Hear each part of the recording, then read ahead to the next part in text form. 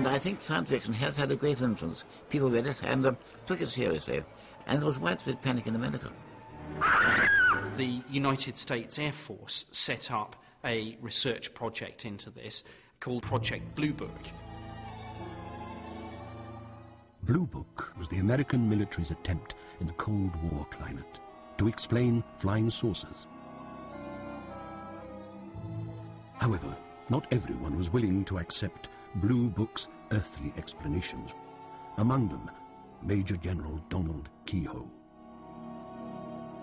With all due respect to the Air Force, I believe that some of them will prove to be of interplanetary origin.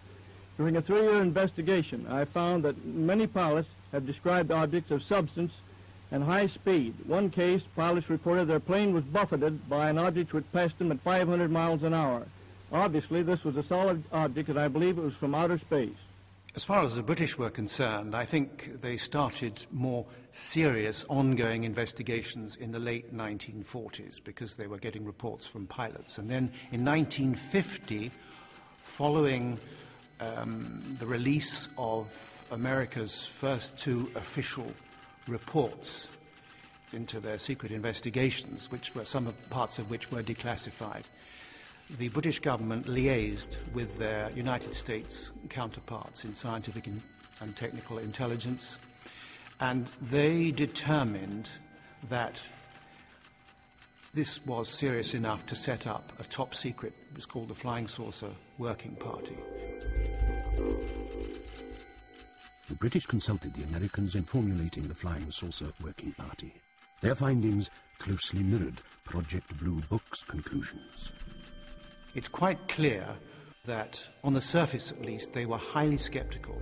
The Americans had clearly persuaded them that there was nothing to worry about.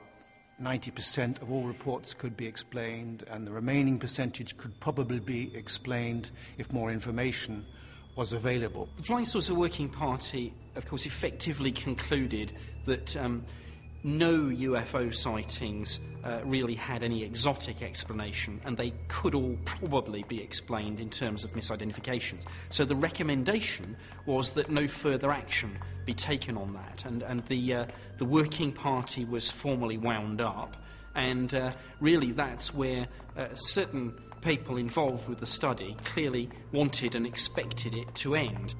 When you look at the old files and when you see just the calibre of the sorts of people that were getting involved in the debate, you can see that this is not silly season stuff. This went right to the heart of government.